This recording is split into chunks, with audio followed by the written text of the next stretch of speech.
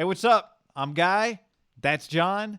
Today we're comparing the 49ers and Seahawks schedules. You can also find our podcast below in the description.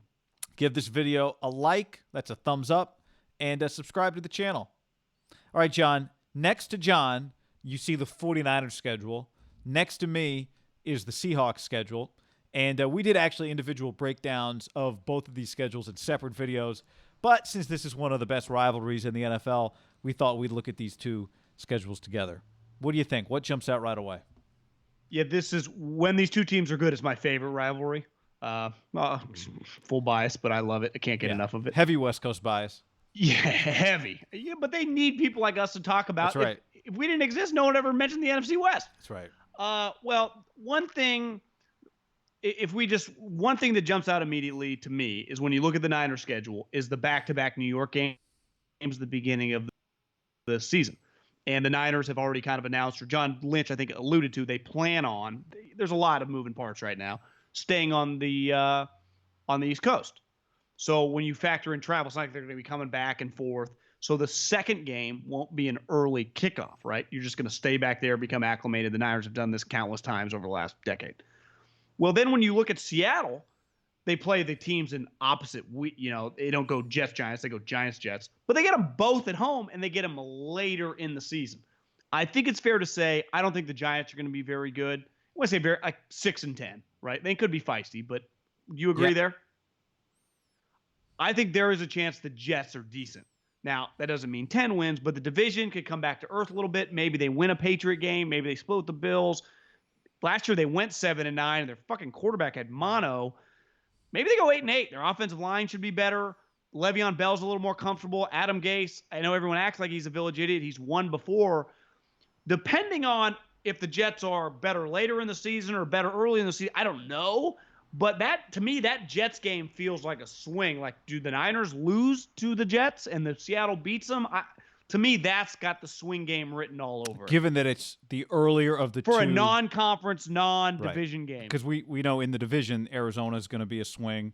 I think the other thing that stands out, that there are a handful of obviously common opponents and a few uncommon ones, which we can get to. But the Philly-Dallas game that both teams play, probably to the 49ers' benefit to play Philly at home and Dallas on the road versus going to Philadelphia a little later in the season, which is what Seattle does?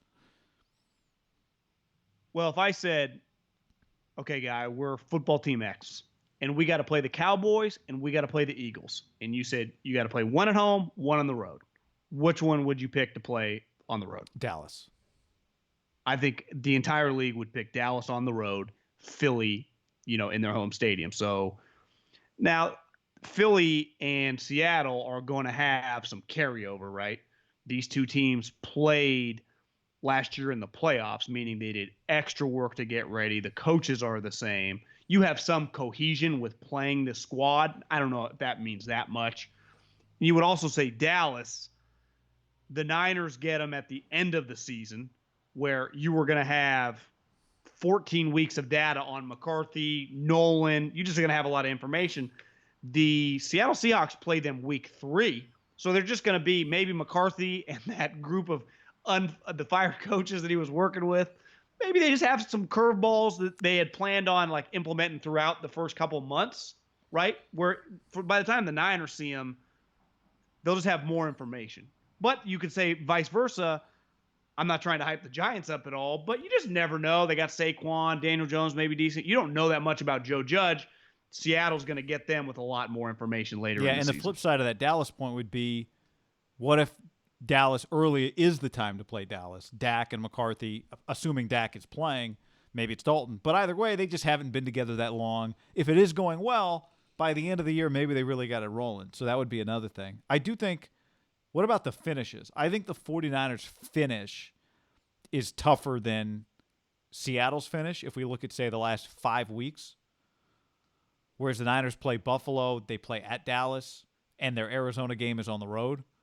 Whereas Seattle gets both the New York games, their road game is Washington. Now they do have to finish at San Francisco, but I don't know that if last year is any indication, where that game is played isn't going to change how good of a game it is or how tough of a game it is. Well, the last 4 games of the season, beside the Seattle game, so the 4 previous games, I would say the Bills are the best team of that group, and that the Niners play them. Now they get them at home.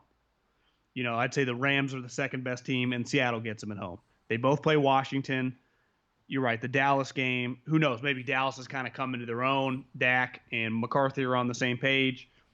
I look at all 4 of these Arizona games, 2 the Niners, 2 Seattle. Those are just, I don't view any of those as just some automatic W. Like if you told me Arizona wins 2 of those 4 games, I can believe you just because Kyler's a unique player. I would bet a lot of money that Arizona wins 1 of the 4 games. Wouldn't you be shocked if the Cardinals get swept by the Niners and Seattle? I mean, they already beat Seattle last year. They took the Niners to the brink twice. They're just a uncommon look despite being a common opponent, right? You get used to, if you're Seattle, playing Jimmy, playing Jared Goff, right? You kind of have an idea what they're going to do. Then you got Kyler running all over the place. To me, also, there's a swing in, if I told you, when you win the division, you have to play 2 teams from divisions you're not going to play in your conference, part of the strength of schedule, right? Now, the Niners played both these 2 teams last year, so it's not, I wouldn't consider either of these at this point uncommon opponents. But Green Bay and the Saints, to me, are better than Minnesota and Atlanta. So if you said, hey, on guys, the strength would you of rather the Saints play mostly. On the strength of the Saints, but the Packers, they still have Aaron Rodgers. I understand the Niners kicked the shit out of him twice.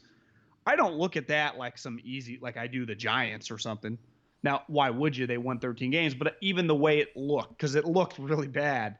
Are we expecting it to just look terrible again? I mean, they do play them on Thursday night.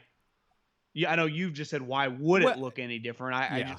I don't know why it would look any different. In other words, I don't know why what is the argument for the Packers are going to have a better shot this year?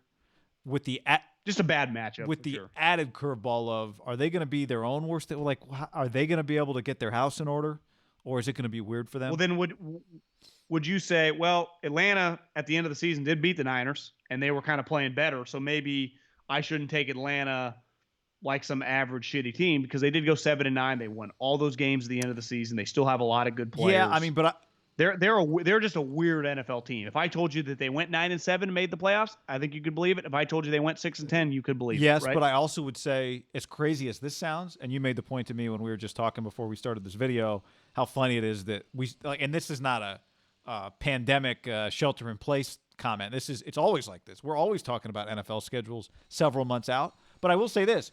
As weird as this sounds, I feel like we have an easier time predicting week 8 than we do week 1. Week 1 is just weird. So I don't know what to do with anybody. Week 1 games are just there's always just weird shit happens week 1 in the NFL. For sure. I do think one thing to remember here, and this goes back to your point, if I could just follow up on Arizona for a second. These 2 teams combined to go 24-8. I think Seattle's 11-5 season last year is probably one of the forgotten parts of the 2019 season, because the Niners were so good. Lamar Jackson took the league by storm. Pat Mahomes was incredible. Andy finally got a Super Bowl. Seattle just being like, oh, there's Seattle again, and it's 11 wins, I think is one of the forgotten parts.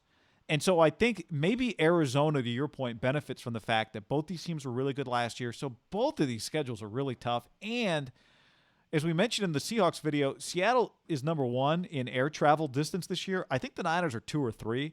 Like, both these teams have a lot of travel. I think the Niners have that really tough stretch that we've talked about from week 6 to week 10. Rams, New England, Seattle, Green Bay, but Saints. The Seattle schedule after road games, like just the games they play after long travel, is also tough. Like the at Buffalo, and then they come back and play at the Rams. There's just a lot going on there for them too. So I think these schedules pretty much balance themselves out.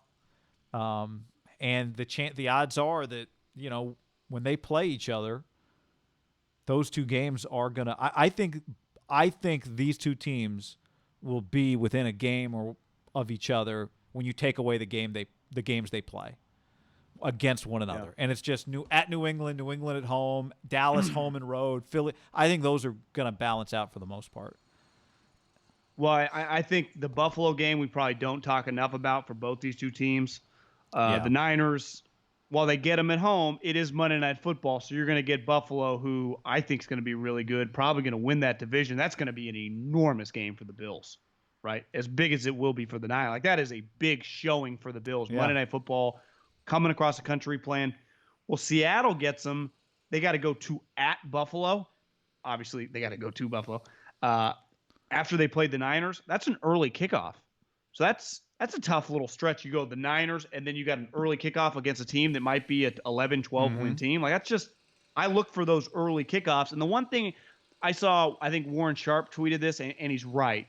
You got to be careful with just looking at the raw numbers of the travel because of how many teams, like the Niners, for example, you get when they just do the travel number, they are second most travel. They factor in after the Jets flying home and then flying back to New York, which they're not going to do. So that racks up an extra 6,000 miles, which will get cut out.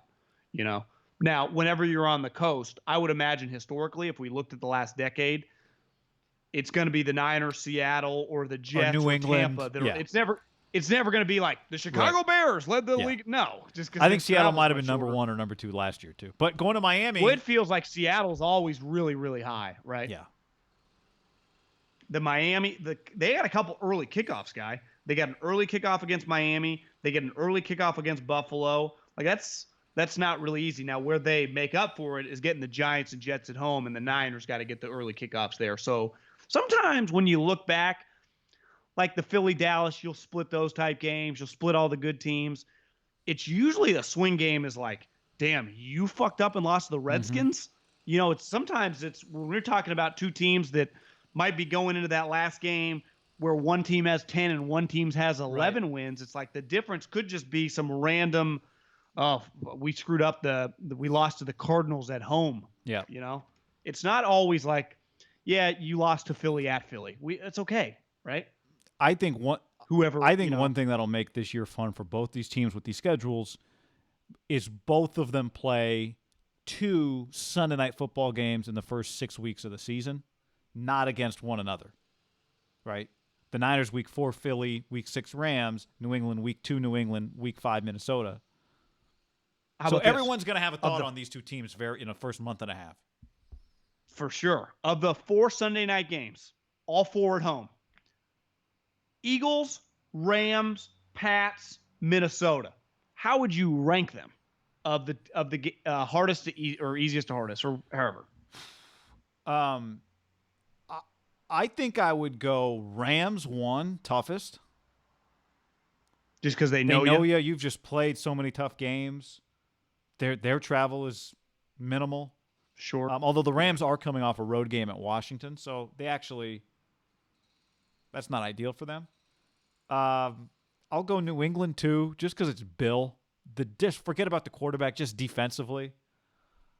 Also, you're getting him if I told you it was week 2 Bill at home, like you don't have that much information on his new quarterback. This is tough. My gut is to go Minnesota just based on their defense. 3 and then Philly 4. Here's where I'd push back. I would rank it just simply by this. Carson Wentz is the one guy, if he just fucking flips a switch and is on that game, he could just beat you by himself. Where the Rams don't have that guy. With Brady gone, I just can't say Stidham's that guy. We know Cousins isn't that guy. Because to me, I'd put them last, even though Minnesota's team is better than Bill's, I'd say on paper. And you could argue the roster is every bit as good as the Eagles. But it's to Kirk Cousins. I don't take him seriously. So Seattle, to me, has the easy – like the Niners would sign up to play Kirk Cousins, and so would Seattle. And Seattle gets that game. So I would say that's the easiest. I'd say the next 3, you could put them all. Like the Rams are not an easy game for either opponent. I just think I'd take Carson Wentz. I'd take him the most seriously because when he's on, he can be an elite, and the Niners get him. Like that's just a tough game. Like he can just beat you single-handedly.